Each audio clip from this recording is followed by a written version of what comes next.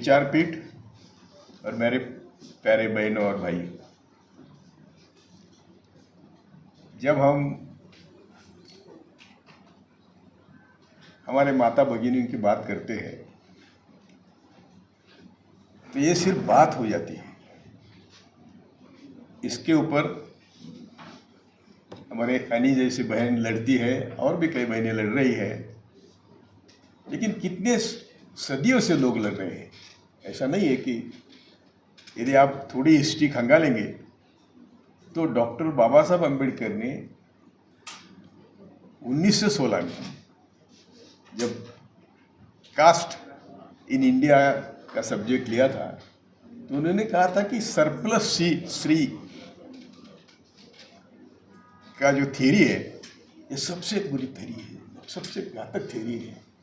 और ये surplus women क्या होती है? तो वहाँ से उन्होंने 1942 में पहले तो कमीशन 1928 वो साइमन कमीशन के सामने उन्होंने वुमेन की भागीदारी की बात करी थी। बाद में 1942 में काय को 27 में 1927 में महाड़ चवादार तलाक उसको जो कहते हैं वो फंक्शन में 15-20 हज़ार महिला आई थी। तो इतनी ताकत थी बाबा साहब के वो अपील में कि इतनी महिला आई थी। जब एनी जी ने कहा कि मैंने रिसिग्नेशन दिया, मैंने उम्र के 47 साल में जजशिप छोड़ दी, 25 साल में वहाँ रहा। और तब मैंने शपथ ली थी कि मैं फुले शाहू अम्बेडकर और छत्रपति शिवाजी महाराज के गनिमी काव्य के तहत काम करूँगा। तो मैं आज तक वही काम कर रहा हूँ। इसलिए मैं बोल रहा तो बोलने वाला था पहले संविधान पर। तो एक हिस्ट्री है। अभी आपका भी मैं वो कल एक पढ़ रहा था, वो जो लड़की कलकत्ता में क्या रानी गुहा करा, तो वो पहले लॉयर बनी और उसने एप्लीकेशन किया सनद के लिए तो नकारा। और उसके बाद कई लोगों ने उसके ऊपर प्रयास करे और करने के बाद अल्टीमेटली कोई एक डॉक्टर हरि सिंह, उन्होंने बार काउंसिल में उस ठहराव ला के उनको सबको सनद देने की व्यवस्था करी। लेकिन तब तक वो बेचारी जिसने शुरुआत करी थी वो गुजर गई। तो ये जो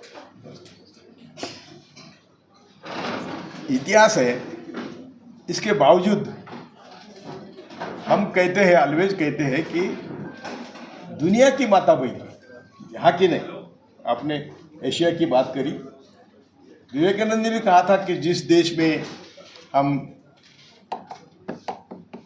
हमारे माता बहनों को साथ बराबरी का दर्जा देते हैं वही देश विकास कर सकता है।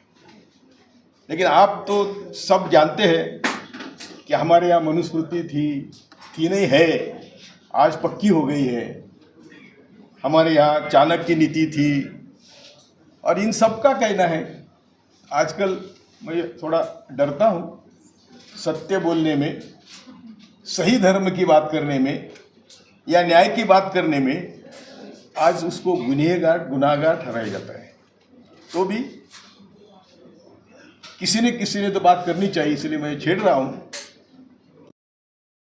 बहनों की अवस्था है आज भी। और हिस्ट्री ऐसी है कि जो हमारा रूलिंग क्लास था उन्होंने खुद अपने माता भगिनियों को भी शूद्र कहा था, वो भी शूद्र थी। और आज भी जब वो मूंज होती है कुछ, तो वो मूंज इसीलिए होती है कि वो शूद्र से पेट से आया बच्चा है, उसको ब्राह्मण बनाने के लिए मूंज होती है। तो हम सब ने हिस्ट्री, तो बाबा साहब भी कहते थे, हम भी कहते हैं कि जब तक हमें सही हिस्ट्री मालूम नहीं होगी, बाबा साहब तो कहते थे कि सही हिस्ट्री मालूम होगी तो भूचल आएगी, लेकिन भूचल आ ही नहीं रहा है। सब डरते हैं। मैं सबको विनती करता हूँ, विशेषतः माता भगिनियों को विनती करता हूँ कि बाबा साहब अम्बेडकर ने आप सब पर जिम्मेदारी ये रखी है। उन्होंने कॉन्स्टिट्यूशन बताया, उनका क्या हेतु था? सबसे कॉन्स्टिट्यूशन का शोषण मुक्त समाज की निर्मित, ये उनका ध्येय था। सभी तरह का शोषण, उससे समाज मुक्त हो, इसलिए बाबा साहब ने संविधान बनाया। उसके बनते समय ये उनका ध्येय था। वैसा छत्रपति शिवाजी महाराज ने अपने ज़माने में, जब मनुस्मृति का बहुत स्ट्रांग होल्ड था, तब भी बाबा साहब ने अपनी माता को सती नहीं जाने दिया और सबको बराबरी का दर्जा देने की कोशिश करी थी। तो इसलिए आज हम सब आप यहाँ इकट्ठे हुए हैं, आप सभी माता भगिनी यहाँ आई है।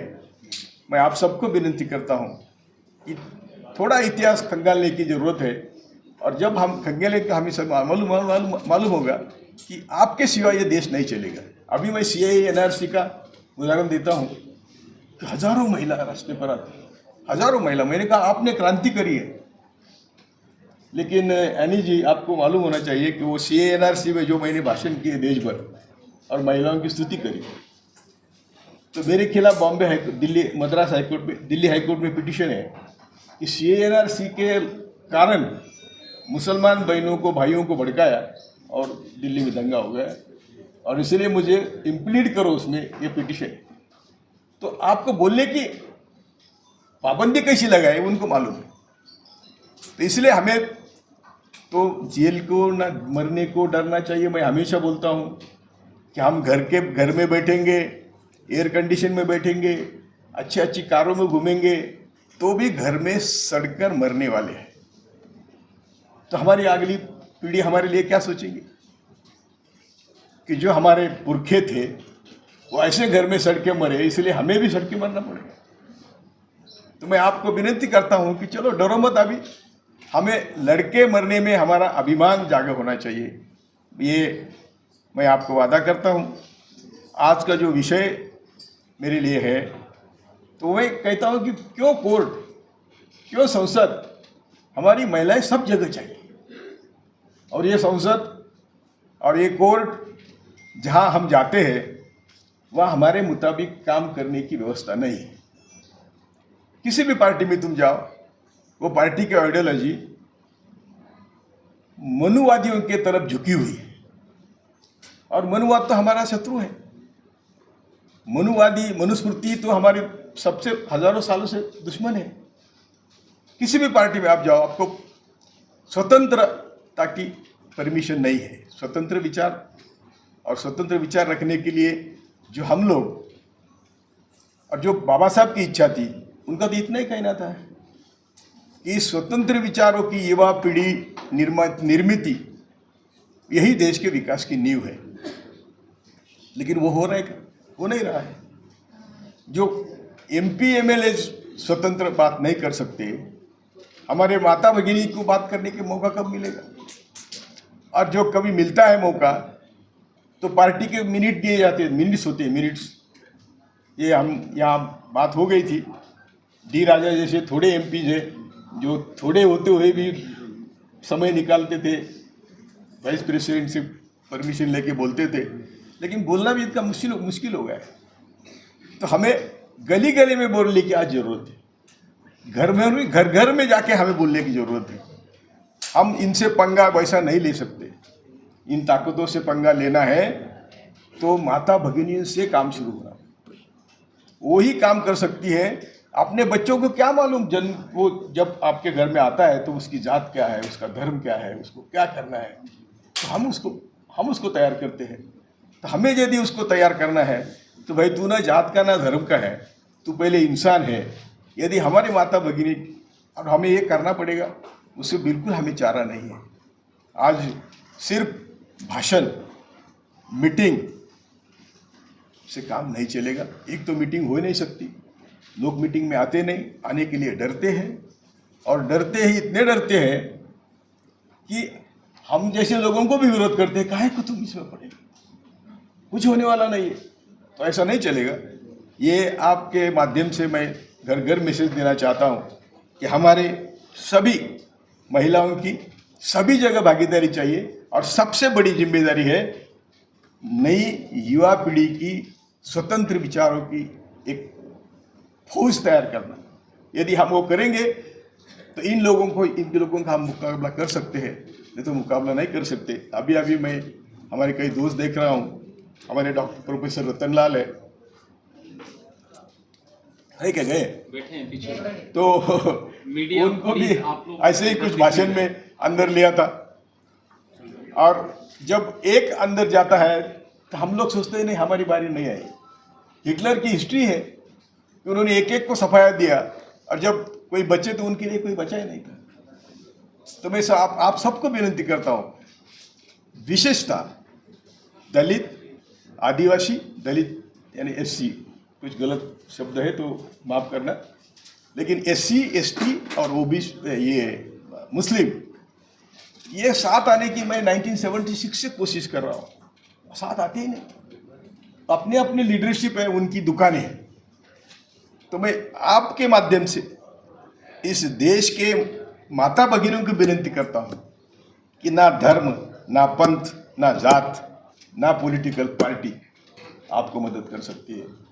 आपको इन सबको यदि सुधारना है, इनके में परिवर्तन लाना है, तो आपको ये घर से काम शुरू करना पड़ेगा।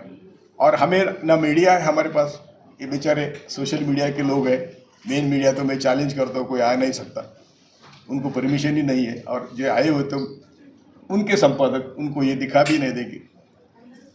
लेकिन हमारा मीडिया है ना, हम जब इतने संख्या में हम भारी है, इतनी संख्या है हमारी कि हमें दूसरे मीडिया की जरूरत ही नहीं है। यदि हम घर घर जाके काम कर सकते हैं, यदि हम समझ सकते हैं कॉन्स्टिट्यूशन की पहली अमेंडमेंट, यदि आप सुनेंगे आपको मालूम होगा। कितनी दिन की 2-4 मिनट नहीं, वैसा नहीं है। तो कॉन्स्टिट्यूशन बाबा साहब ने सभी क्या बोलते सबको शोषण मुक्त करने के लिए संविधान लिखा। Economic and politics, sorry, social and economic justice की बात करी। जब कॉन्स्टिट्यूशन का अमल शुरू हुआ तो पहले ही साल में ये दोनों ही संबंध में जो कानून पास हुए थे उनको सुप्रीम कोर्ट ने, हाई कोर्ट ने स्टे दी। सभी कानून, यानी आरक्षण हो और लैंड एबॉलिशन एक्ट हो, ये सब एक कॉन्स्टिट्यूशन में भी ऐसा है कि right to property, right to live, right to, उसका इंटरप्रिटेशन कैसा करना है वो भी जजेस के ऊपर मालूम ये निर्भर है। तो ये सब जब कानून रद्द हो गए तो बाबा साहब ने और पंडित नेहरू ने बड़ी हिम्मत उस समय दिखाई।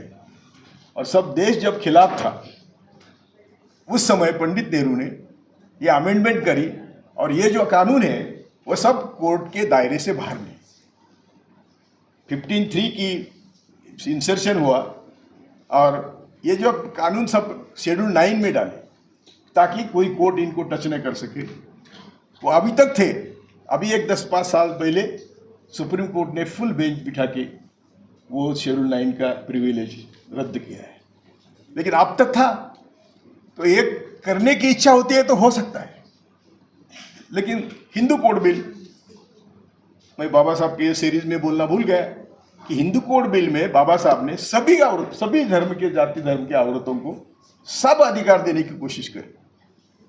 तो बाबा साहब की संसद में खिल्ली उड़ाई जाती थी और उनकी जात भी निकाली एक ठिकान। तो वो बोले मेरी जाति की चिंता मत करो, मैं सबके लिए कर रहा हूँ। और सबके लिए बाबा साहब ने ये कोशिश करी थी, लेकिन वो भी हुआ नहीं। तो जब जब आपके उद्धार की बात आई, जब जब आपके भागीदारी की बात आई, तो बीच में चाणक्य आया, क्योंकि चाणक्य का कहना था कि exploit everybody, that's all, and that is what being done now. कि तुम्हें क्या करना है, प्रॉपर्टी का अधिकार की जरूरत नहीं, शिक्षा के अधिकार की जरूरत नहीं, तुम्हें पद नहीं चाहिए और ये फेडरल स्ट्रक्चर भी उनको नहीं चाहिए। उनको यूनियन चाहिए, यूनियन नहीं चाहिए, यूनियन ऑफ इंडिया नहीं चाहिए, उनको एकानुचलित कारोबार बात करनी चाहिए, वो कर रहे हैं। और वो एकानुचलित कारोबार की आइडिया चाणक्य की थी, संघ की थी, और उनकी एक जहरीली चाल है, वो जिसके गले में हाथ डालेंगे उसको खत्म करते हैं। ये पुष्यमित्र शुंग से आज तक का इतिहास है। अपने राजा को मार के गद्दी पर बैठना। उसके बाद अभी हमारे महाराष्ट्र के उदाहरण है शिवसेना और बीजेपी। शिवसेना का हाथ पकड़ के, उंगली पकड़ के बीजेपी महाराष्ट्र में आई, और आज शिवसेना को खत्म करने में तुली हुई है। जहाँ जहाँ भी जाओ, बिहार में नीतीश कुमार, झारखंड में शिबू सोरेन का लड़का, जहाँ भी उन्होंने पहले हाथ लिया उनका, बाद में वो हाथ तोड़ा। तो हम सब मिलके ये लोगों को समझाना चाहिए कि हमारी इनकी कोई दुश्मनी नहीं है, लेकिन जिस ध्येय से, जिस हेतु से हम संविधान पर अमल बनाना चाहते हैं, करना चाहते हैं, उसमें अमल बजावनी नहीं हो रही है। आज तो संविधान सिर्फ पेपर पर रह गया है। उन्होंने, हमारे कई नेता बोलते थे संविधान को हाथ लगाएंगे तो हम हाथ तोड़ेंगे। वो बोलते हमको क्या करना है, संविधान को हाथ लगाने की जरूरत नहीं, हम शपथ लेंगे, नीचे आके संविधान तुम्हारे, तुम संभालो, हम हमारे काम कर रहे हैं। यानी नई अर्थनीति से आज तक जो भी आया वो सब संविधान के खिलाफ है, क्योंकि संविधान के डायरेक्टिव प्रिंसिपल्स हमें, मैडम यस, संविधान के डायरेक्टिव प्रिंसिपल्स कोई पढ़ता ही नहीं। और डायरेक्टिव प्रिंसिपल्स क्यों आए, तो बाबा साहब की इच्छा थी कि हम ये सब फंडामेंटल राइट में लाए, लेकिन फंडामेंटल राइट में लाने में विरोध हो गया, तो इसलिए बाबा साहब ने वो सब डायरेक्टिव प्रिंसिपल के माध्यम से कॉन्स्टिट्यूशन में लाए। और उनका एक ही प्रिंसिपल है, सोशल, इकोनॉमिक, पॉलिटिकल जस्टिस, यानी सामाजिक विषमता दूर करो, आर्थिक विषमता दूर करो, राजनैतिक विषमता दूर करो। ये आपके हर कानून का बेस होना चाहिए, ये डायरेक्टिव प्रिंसिपल का मैंडेट है, लेकिन कोई देखता नहीं। इसलिए आज तक न हमारे संविधान का अमल हुआ, न हमारे माता भगिनियों की भागीदारी की बात हुई, और जब जब बात आई तो वो टाल दी गई। इसलिए मैं आप सबको इत्तला करता हूँ, आपको विनती करता हूँ कि हम सब मिलके घर घर जाके हमें इस व्यवस्था को पहले हम समझे, और ये व्यवस्था के खिलाफ हम घर घर जाके लोगों को बोले। हमारे जो दोस्त हैं संजीव जी, उनका मैं आभारी हूँ। हमारे लारिब ने सुबह मुझे एक व्याख्या बताई थी डेमोक्रेसी की कि बोले इतनी हम आसान भाषा में बोलते हैं, सबकी भागीदारी और सभी में भागीदारी, सबकी भागीदारी और हर जगह भागीदारी। तो ये हमारी महिलाओं के लिए भी एप्लीकेबल है, हम सबके लिए भी एप्लीकेबल है। और जो एक ही सेंटेंस में खत्म करता हूँ, जो भी जिनको हम सुखी देश कहते हैं वो क्या करते हैं, किस समाज में क्या कमी है उस समाज को वो देने की बात करते हैं। इसीलिए वो देश सब दुनिया में सबसे सुखी देश है। जय भारत, जय शिवराय, जय पुलिस।